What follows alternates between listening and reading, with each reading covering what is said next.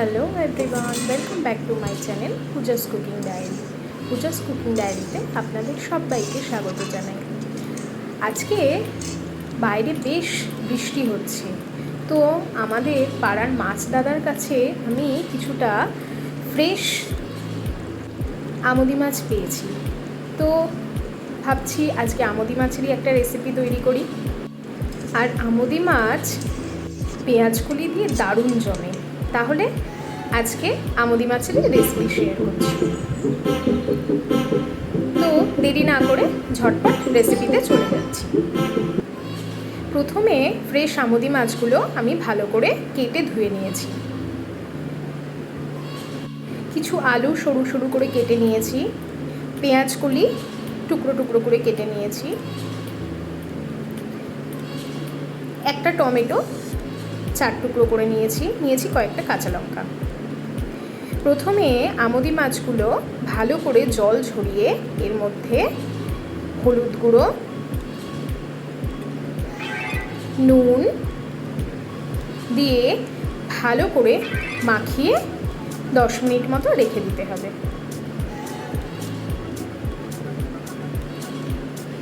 এখানে নুনের পরিমাণটা একটু কমই দেবেন, যেহেতু আমুদি মাছ নোনা মাছ, এর মধ্যে কিছুটা নুন থাকেই। এবার কড়াইতে তেল গরম করতে দিচ্ছি। এই রান্নাটি আমি রিফাইন্ড অয়েলেই করেছি, আপনারা চাইলে সর্ষের তেলেও করতে পারেন।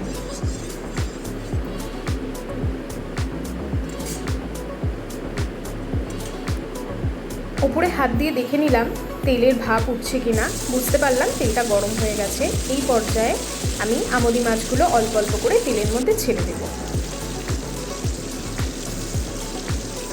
আমি যদিও রান্নায় একটু তেল কম খাই, সেই জন্য আমি যতটা পরিমাণে তেল দিয়েছি সেই অনুপাতে অল্প অল্প করে মাছ দিয়ে তেলে ভাজছি।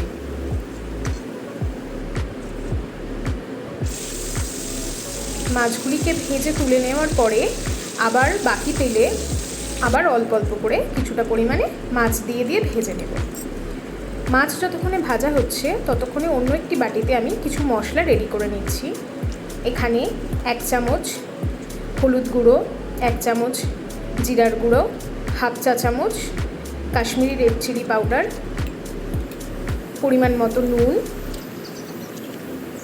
এবং আদা রসুনের পেস্ট দিয়ে অল্প জল দিয়ে ভালো করে মশলাটা একসাথে মিশিয়ে নিচ্ছি। অন্যদিকে দেখতেই পাচ্ছেন একে একে আমার মাছগুলো সব ভাজা হয়ে গেছে।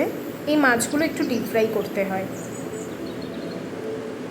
মাছ ভেজে রাখা যে তেল অবশিষ্ট থেকে গেছে তার মধ্যে আমি আরও অল্প একটু তেল অ্যাড করে দিলাম। তেল গরম হয়ে গেলে ফোড়নে দিয়ে দিলাম 2টো শুকনো লঙ্কা এবং অল্প একটু কালো জিরে। এরপরে যে টমেটোটিকে আমি 4 টুকরো করে রেখেছিলাম সেটি অ্যাড করে দিলাম।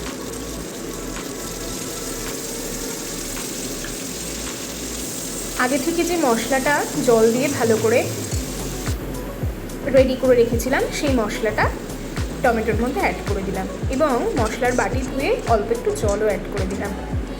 এবার মশলাটা কষা হতে হতে এর মধ্যে টমেটোগুলো আস্তে আস্তে গলে যাবে। টমেটো যতক্ষণে পুরোপুরি না গলছে ততক্ষণ পর্যন্ত কিন্তু মশলাটাকে কষাতে হবে।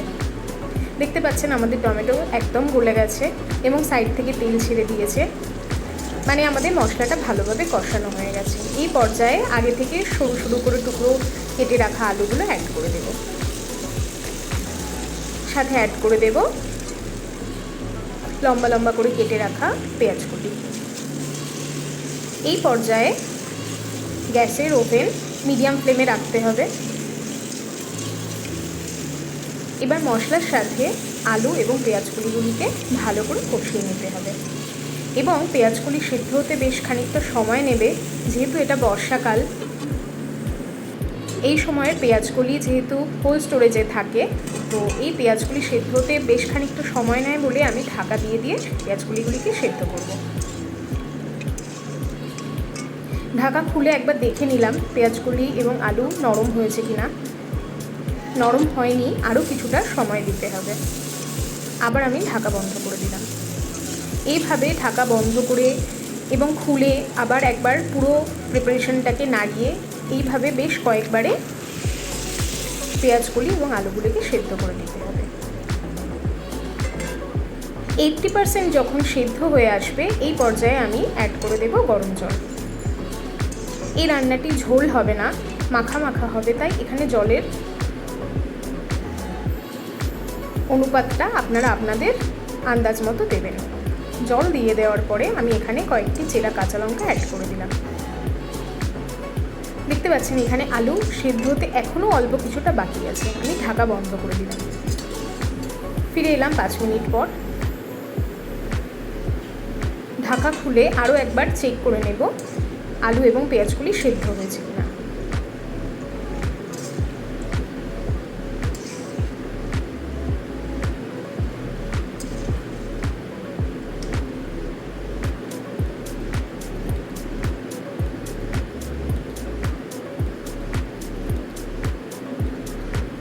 হ্যাঁ, এই পর্যায়ে আলু এবং পেঁয়াজগুলি বেশ ভালোভাবেই সেদ্ধ হয়ে গেছে। এবার আমরা অ্যাড করে দেব আগে থেকে ভেজে রাখা মাছগুলি। এই মাছ অ্যাড করার পরে আমরা কিন্তু ঝোল আর বেশিক্ষণ ফোটাবো না এবং মাছ খুব তাড়াতাড়ি ঝোল টেনে নেবে। তার জন্য আমরা 2 থেকে 3 মিনিট মতো নাড়িয়ে আমরা প্রিপারেশনটাকে নামিয়ে দেব।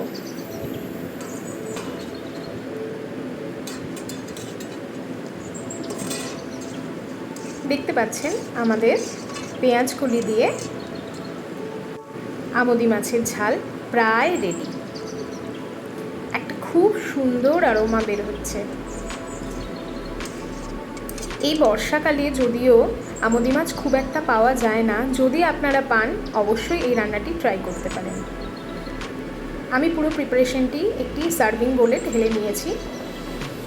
তাহলে আজকে আমার রেসিপি আপনাদের কেমন লাগলো জানাতে ভুলবেন না কিন্তু, এবং আমার চ্যানেলটিকে অবশ্যই সাবস্ক্রাইব করে দেবেন এবং পাশে থাকা বেল আইকনটি প্রেস করে দেবেন, যাতে আগামীতে আমি যা ভিডিও আপলোড করি আপনাদের কাছে সবার প্রথম নোটিফিকেশান চলে যায়। সবাই খুব ভালো থাকবেন, সুস্থ থাকবেন।